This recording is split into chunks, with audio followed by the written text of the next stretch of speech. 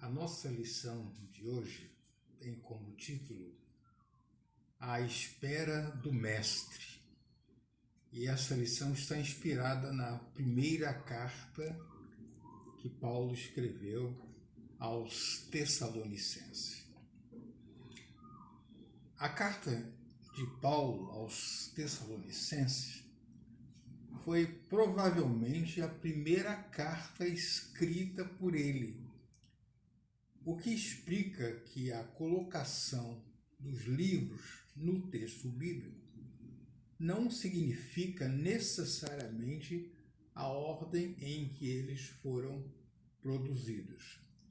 Quanto às cartas que Paulo escreveu, nesse sentido, todo mundo pode pensar que a primeira carta que ele escreveu foi a carta aos Romanos, que no texto bíblico é a primeira carta que está ali inserida. Mas tudo indica que a primeira carta que Paulo escreveu foi à igreja em Tessalônica. Ela teria sido escrita na cidade de Corinto, onde estavam Silas e Timóteo, também remetentes da carta.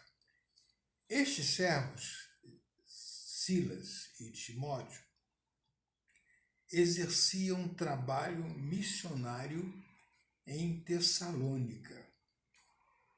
A importância da cidade de Tessalônica estava relacionada ao porto ali existente, que era a principal ligação com Roma.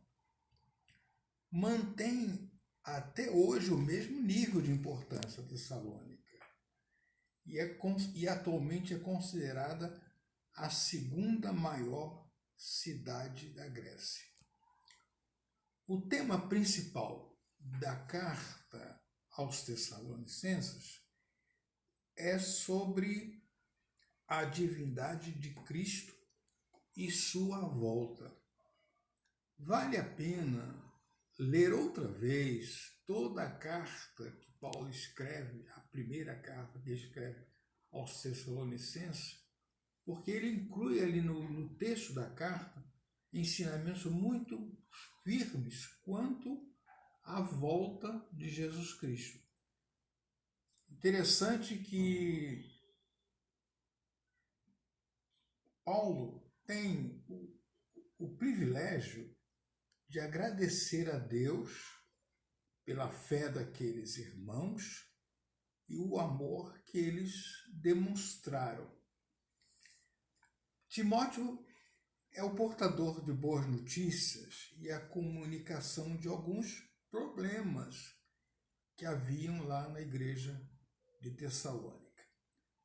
Paulo fica feliz por saber do crescimento espiritual daqueles crentes. Apesar das dificuldades que eles tinham, isso não impedia que eles demonstrassem um bom crescimento espiritual. A liderança na igreja.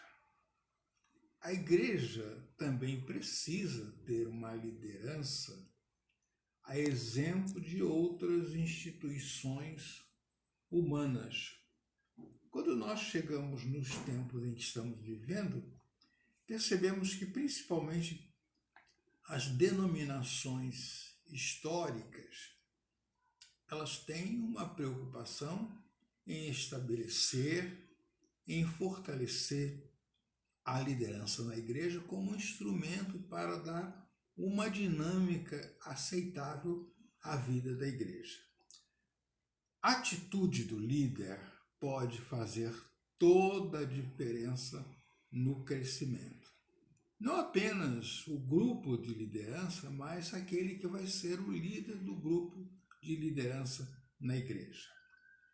Apesar das dificuldades enfrentadas, Timóteo e Silas, no exercício de sua liderança, conseguiram anunciar com ousadia o Evangelho.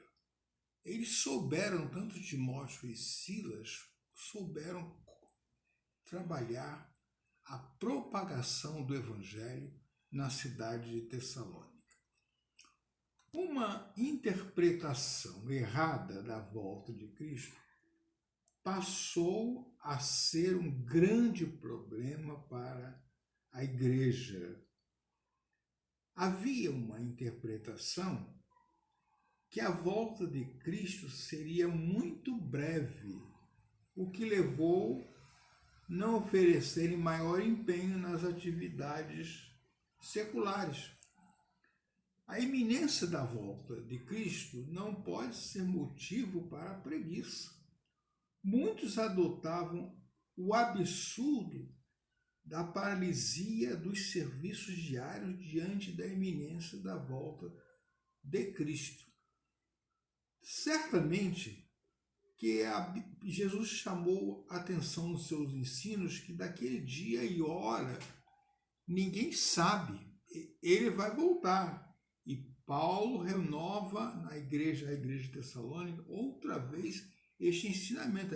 Jesus vai voltar, mas precisamos estar atentos e alertos, porque ele disse que vai voltar como ladrão de noite. Aqueles que já experimentaram a triste experiência da visita de um ladrão na sua casa, sabem que o grande segredo da efetividade desse trabalho é o fator surpresa.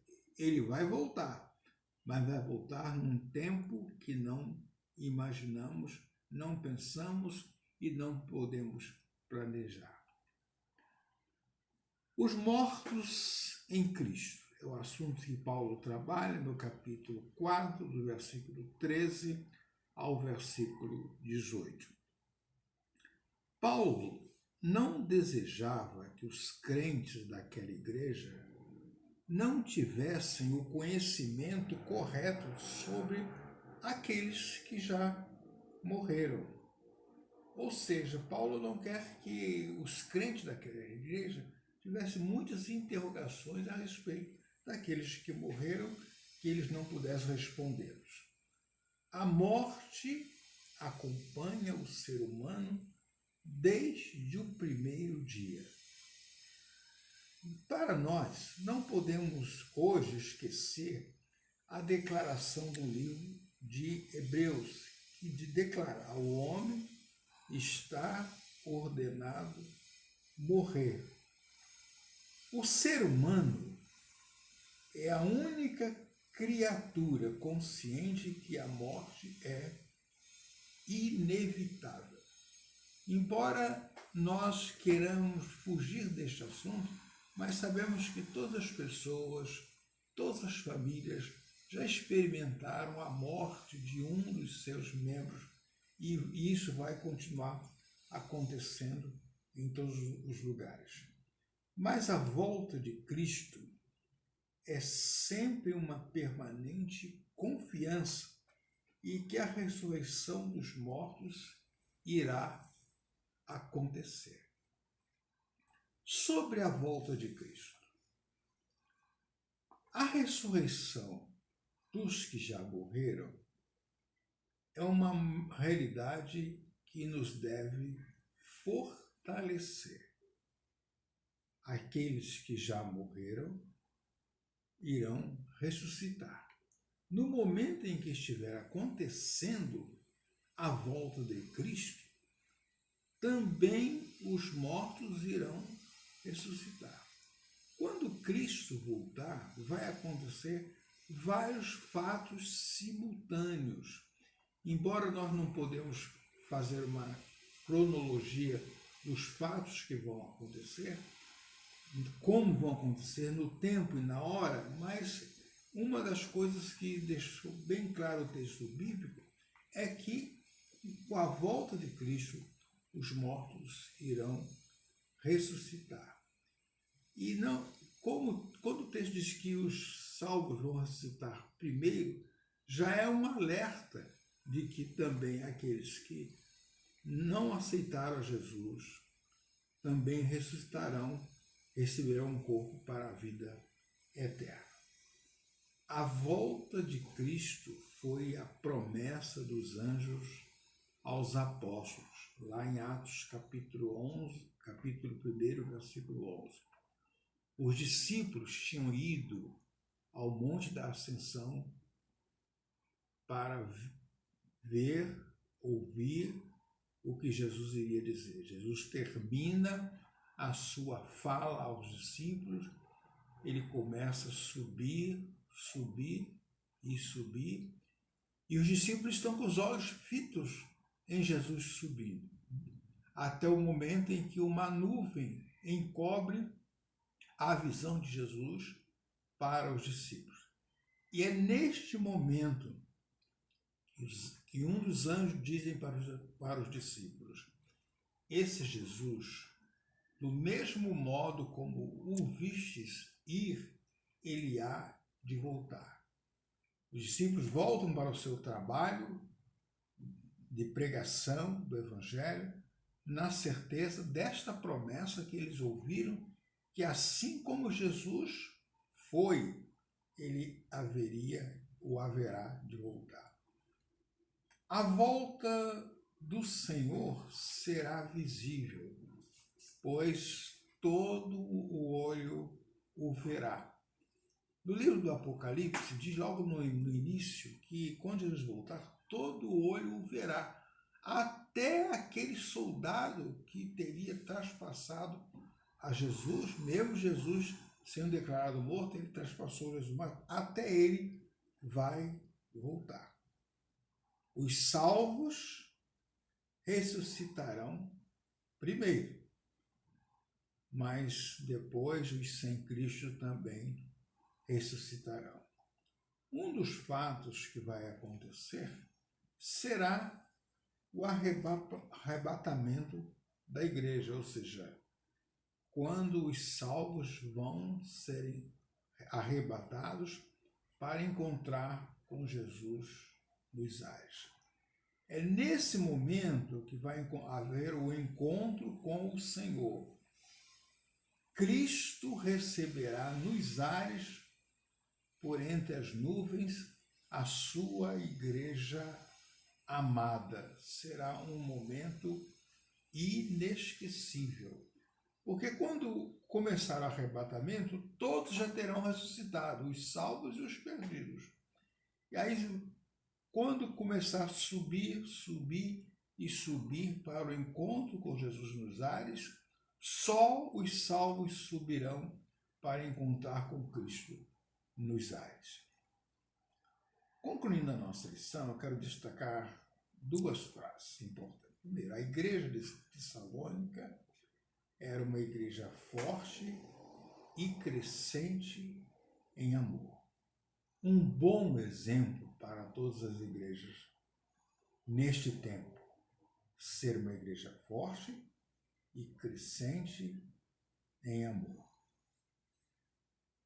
Agora, aquela igreja faltava solidez quanto à ressurreição.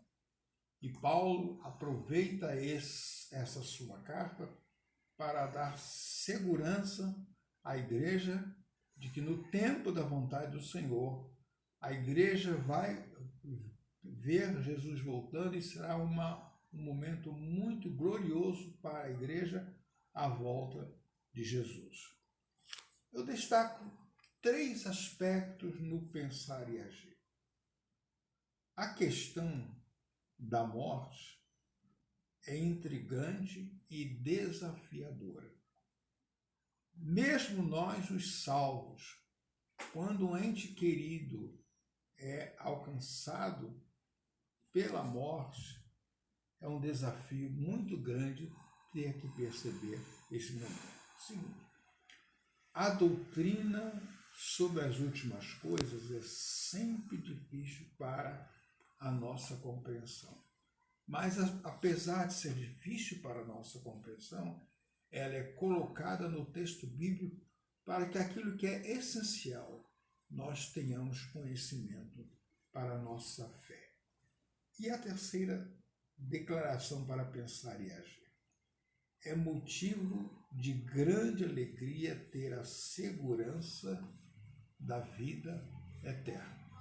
Não importa o dia, a hora que nós seremos convocados à presença de Deus, não importa o dia que Jesus vai voltar, em qualquer dessas situações, nós estamos garantidos para a nossa vida eterna. É muito interessante o título que o autor da nossa lição dá para o estudo desse domingo: A Espera do Mestre. A igreja deveria esperar, mas não pensar em data ou momento, mas a certeza de que o Mestre vai voltar para levar a sua igreja. Que Deus possa nos abençoar e ficar firmes nos ensinos que Paulo, através de Deus, nos ensinou através da igreja de Tessalônica.